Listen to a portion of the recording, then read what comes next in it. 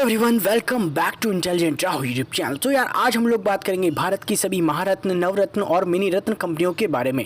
तो यार देखो ये टोटल नंबर में कितनी है, इनको कैसे चुना जाता है, इनके मुख्यालय कहाँ पर है और प्रमुख कौन है इनके, सारी बात करेंगे। यार आप लोग चैनल पर नए हो तो सब्सक्राइब कर लो, बेल आइकन को दबा लो और हाँ अगर वीडियो पसंद आया तो लाइक कर देना। और पीडीएफ अगर चाहिए ना यार इस वाले वीडियो का तो मेरे टेलीग्राम ग्रुप पे जाकर चेकआउट कर लेना, पूरा पीडीएफ मिल जाएगा। और हाँ आपको ये लेआउट कैसा लग रहा है मुझे ये भी बता देना। अगर आपको ये वाला लेआउट पसंद आ रहा है तो मैं इसको कंटिन्यू करूँगा आगे, नहीं तो मैं इसको चेंज भी कर दूंगा ये वाटर ड्रॉप वाला, तो मुझे बता देना ठीक है। तो चलो शुरू करते हैं यार चैप्टर को।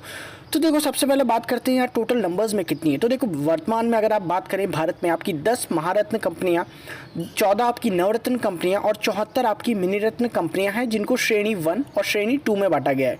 तो आपकी जो मिनी रत्न कंपनियां हैं उनको श्रेणी 1 और श्रेणी 2 में बांटा गया है और बाकी जो है आपकी 10 महारत्न कंपनियां हैं और 14 नवरत्न कंपनियां हैं। अब इसके बाद में देखते हैं यार, तो यहाँ पर देखो कौन सी कंपनी किस कैटेगरी में रहेगी, इसका फैसला कंपनी के औसत वार्षिक कारोबार, कर चुकाने के बाद कंपनी का जो टोटल लाभ होता है, प्रॉफिट होता है, नेट प्रॉफिट, कंपनी की कुल एवरेज जो इनकम होती है, जो कुल औसत वार्षिक संपत्ति होती है, ठीक है, इनकम नहीं संपत्ति, और कंपनी की पॉपुलैरिटी के आधार पर किया जाता है। अब देखो लोक उद्यम विभाग सभी केंद्रीय सार्वजनिक क्षेत्र के उद्यमों यानी कि सीपीएससी, अब ये किस लिए होता है आपका, तो देखो तो सीपीएससी आपका रिप्रेजेंट करता है सेंट्रल पब्लिक सेक्टर इंटरप्राइजेस को, और इनका जो नोडल विभाग होता है वो होता है आपका जो लोक उद्यम विभाग होता है, ठीक है। अब ये लोक उद्यम विभाग आपका भारी उद्योग एवं लोक उद्यम मंत्रालय का हिस्सा होता है, ठीक है। अब महारत्न कंपनी बनने के निम्न मापदंडों को पूरा करना होता है, ठीक है। तो अब क्या क्या चीज़ें होती हैं जिसके बाद में आपकी कोई कंपनी महारत्न कंपनी कहलाती है, ठीक है। तो यहाँ पर देखते हैं, तो देखो सबसे पहले कंपनी को नवरत्न कंपनी होना चाहिए, उसके बाद में कंपनी को भारतीय शेयर बाजार में पंजीकृत होना चाहिए, दैट मीन रजिस्टर होना चाहिए, और जो सेबी है आपकी जो security exchange board of India है उसके द्वारा इसकी जो तय की गई सीमा के हिसाब से इस कंपनी के कुछ शेयर जो होते हैं वो आम लोगों के पास भी होने चाहिए।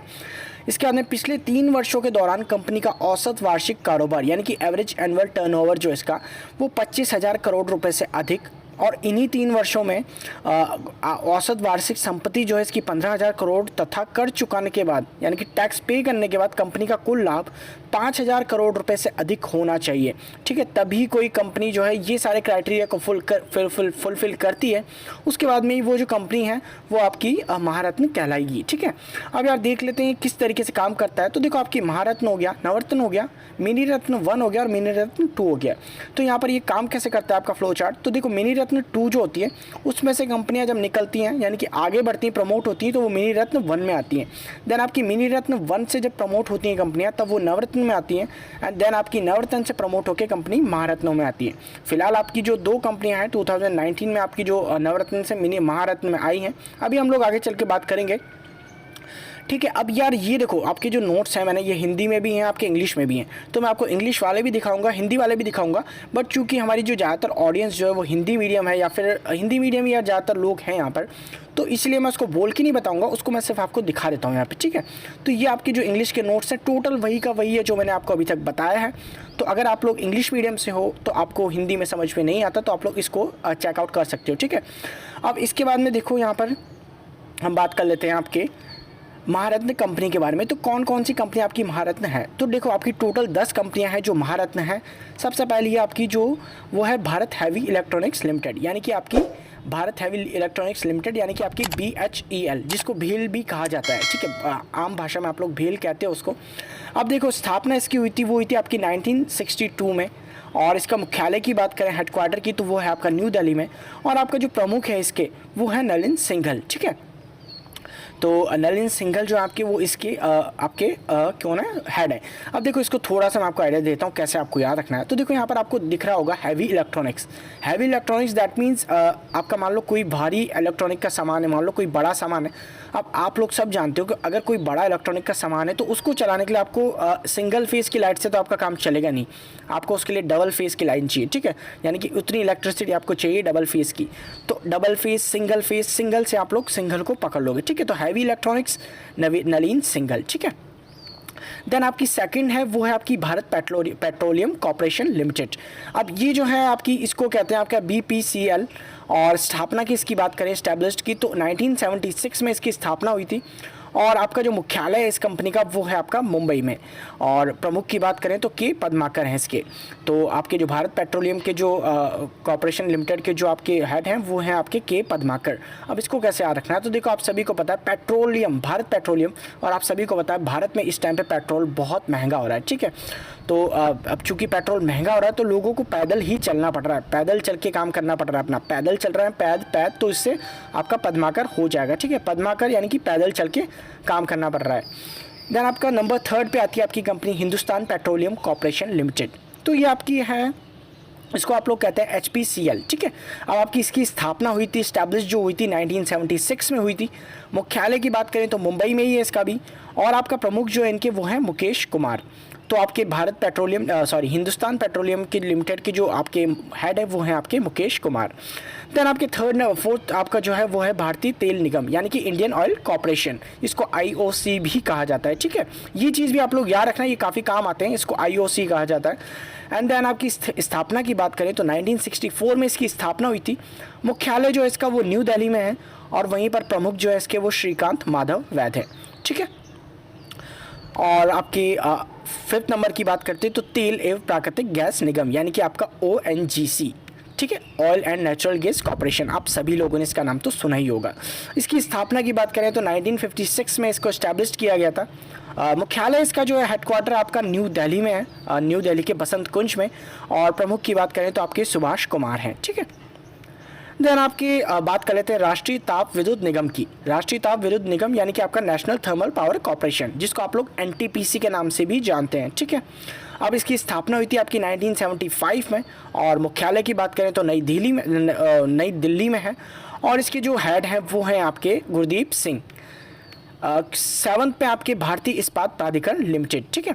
अब ये जो आपका इस्पात प्राधिकरण लिमिटेड है ये आपका स्टील अथॉरिटी ऑफ इंडिया इसको कहा जाता है, और SAI भी कहा जाता है इसको। और इसकी स्थापना हुई थी आपकी 1974 में। मुख्यालय है नई दिल्ली में। और आपका प्रमुख जो है वो इनकी सोमा मंडल, तो सोमा मंडल जो है वो इसकी हेड है।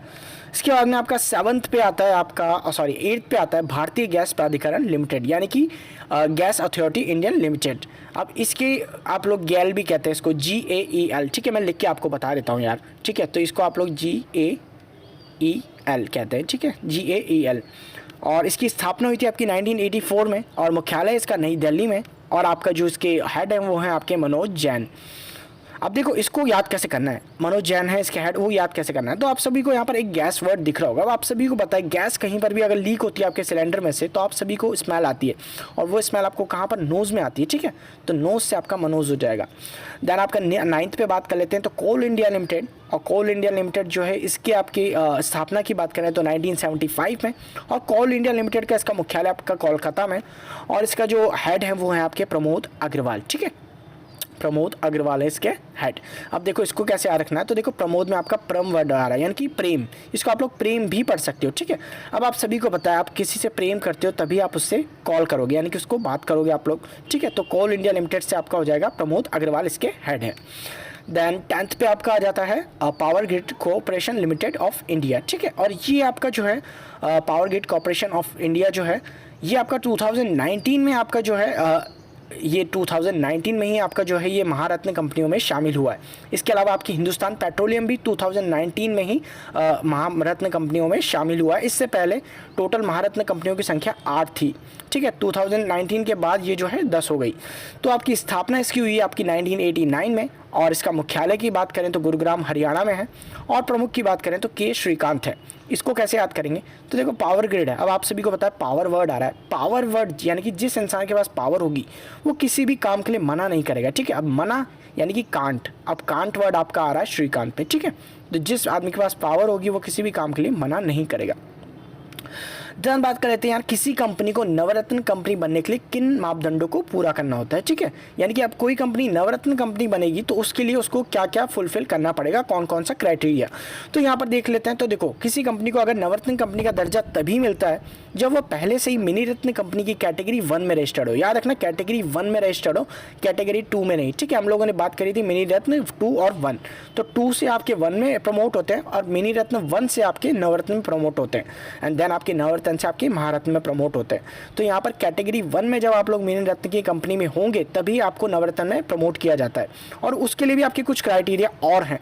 तो उसके लिए आपको देखना पड़ेगा पिछले 5 सालों में 3 साल कम से कम उसमें उत्कृष्ट या बहुत अच्छा यानी कि एक्सीलेंट या फिर वेरी गुड की रेटिंग हासिल की हो उस कंपनी ने। अब यहाँ पर देखो पिछले 3 वर्षों के दौरान निम्नलिखित 6 दक्षता मानकों पर अपने प्रदर्शन के आधार पर कंपनी को कुल 100 अंकों में से 60 या उससे अधिक का कंपोजिट स्कोर प्राप्त हुआ हो। तो वो मानक क्या है? तो देखो पहला है आपका उत्पादन या सेवा लागत पर मानव श्रम लागत, नियोजित पूंजी पर सकल मार्जिन, टर्नओवर पर सकल लाभ और प्रति शेयर आय। इसके बाद में आपका शुद्ध मूल्य पर शुद्ध लाभ। जन आपके अब इसको आप लोग देख लो, ये आपके इंग्लिश में नोट्स हैं, ठीक है।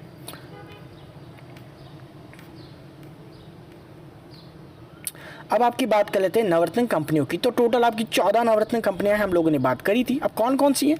तो देखो आपके वैसे इतना ज़्यादा इनके बारे में नहीं पूछा जाता है बट उतना नहीं पूछा जाता जितना आपका महारत्न के बारे में पूछा जाता है। तो यहाँ पर हम लोग इसको कंपनी के नाम देखेंगे और इनके हेडक्वार्टर देखेंगे। तो आपकी जो भारत इलेक्ट्रॉनिक लिमिटेड है यानी कि भारत इलेक्ट्रॉनिक लिमिटेड, अब इसको याद रखना, भेल से कन्फ्यूज़ मत करना। जो आपकी हैवी इलेक्ट्रॉनिक्स लिमिटेड थी उससे कन्फ्यूज़ मत करना, ये आपकी भारत इलेक्ट्रॉनिक्स लिमिटेड है। अब इसका आपका जो मुख्यालय है वो आपका है बेंगलुरु कर्नाटका में। देन आपकी दूसरे नंबर पे आ जाती है आपकी container corporation of India limited, और इसका आपका मुख्यालय है आपका न्यू दिल्ली में, ठीक है। देन आपका इंजीनियर इंडिया लिमिटेड है, ये इसका आपका जो मुख्यालय है वो भी नई दिल्ली में, ठीक है। तो ज़्यादातर के आपके मुख्यालय न्यू दिल्ली में आपको मिल जाएंगे। कुछ एक के मुख्यालय हैं जो आपके बाहर मिलेंगे, तो उनको याद कर लेना है सिर्फ, और बाकी का काम आपको हो जाएगा। देन आपका हिंदुस्तान एरोनॉटिक्स लिमिटेड यानी कि आपका HAL इसको कहा जाता है, और इसका मुख्यालय आपका बेंगलुरु कर्नाटका में है। देन आपकी महानगर टेलीफोन निगम लिमिटेड यानी कि आपका MTNL, तो MTNL का आप सभी ने नाम सुना होगा, BSNL के साथ मर्ज किया गया है, इसको एक गवर्नमेंट कंपनी है। एंड आपकी हेडक्वार्टर इसका आप लोग बात करें तो न्यू दिल्ली में है, और अभी 5G टेस्टिंग में इसको भी इन्वॉल्व किया है गवर्नमेंट ने, यानी कि 6 मंथ के जो 5G टेस्टिंग होगा पीरियड उसमें MTNL भी भाग ले रहा है, ठीक है। एंड देन आपका 6 नंबर पे नेशनल एल्यूमिनियम कंपनी लिमिटेड, इसको नालको भी कहा जाता है, NALCO, इसका जो मुख्यालय आपका ओडिशा में है, ठीक है। देन आपका 7वें नंबर पे national building construction corporation limited, और इसका मुख्यालय आपका न्यू दिल्ली में। 8वें नंबर पे आपका राष्ट्रीय खनिज विकास निगम और नेशनल मिनरल डेवलपमेंट कॉर्पोरेशन, इसका मुख्यालय आपका हैदराबाद में स्थित है। 9वें नंबर पे आपका नेवली लिग्नाइट कॉर्पोरेशन लिमिटेड यानी कि नेवली लिग्नाइट कॉर्पोरेशन लिमिटेड का आपका मुख्यालय स्थित है तमिलनाडु में। 10 पे आपका ऑयल इंडिया लिमिटेड OIL, और इसका आपका मुख्यालय जो है वो है आपका नोएडा में, ठीक है। हेडक्वार्टर इसका नोएडा यूपी में स्थित है। 11वें पे पावर फाइनेंस कॉर्पोरेशन लिमिटेड, इसका मुख्यालय आपका स्थित है न्यू दिल्ली में। 12वें पे आपका राष्ट्रीय इस्पात निगम लिमिटेड है, इसको इंडियन इस्पात निगम से मत कंफ्यूज करना, ठीक है। तो राष्ट्रीय इस्पात निगम लिमिटेड है, इसका मुख्यालय आपका विशाखापट्टनम में स्थित है। 13वें पे आपका रूरल इलेक्ट्रिफिकेशन कॉर्पोरेशन लिमिटेड, इसका मुख्यालय आपका न्यू दिल्ली में स्थित है। वही बात करते हैं 14वें आपकी भारतीय नौवहन निगम शिपिंग कॉर्पोरेशन लिमिटेड, इसका मुख्यालय आपका मुंबई में स्थित है, ठीक है। तो अब यार देखो इसके बारे में बात कर लेते हैं हम लोग, जो बची हैं आपकी मिनी रत्न कंपनियां। मिनी रत्न कंपनी बनने के लिए किन किन मापदंडों को पूरा करना पड़ता है? तो देखो सार्वजनिक क्षेत्र की वे कंपनियां जिन्होंने पिछले लगातार 3 सालों से लाभ कमाया हो और जिनकी कुल संपत्ति धनात्मक हो, उनको जो है मिनी रत्न कंपनी का दर्जा दे दिया जाता है। यानी कि आपकी पब्लिक सेक्टर कंपनीज में जो ये क्राइटेरिया फुलफिल करती हैं उनको मिनी रत्न कंपनी का दर्जा दे दिया जाता है, ठीक है। तो यार आई होप ये वीडियो आपको पसंद आया होगा। अगर वीडियो पसंद आया ना तो यार लाइक कर देना, चैनल पे नए हो तो सब्सक्राइब कर देना। अगर PDF चाहिए ना इस वाले वीडियो का तो डिस्क्रिप्शन बॉक्स में लिंक मिल जाएगा टेलीग्राम ग्रुप का, और यार बहुत ज़्यादा मेहनत लगती है इसको बनाने में। सब्सक्राइब कर देना चैनल को। मिलते हैं आपसे अगले वीडियो में, बाय बाय।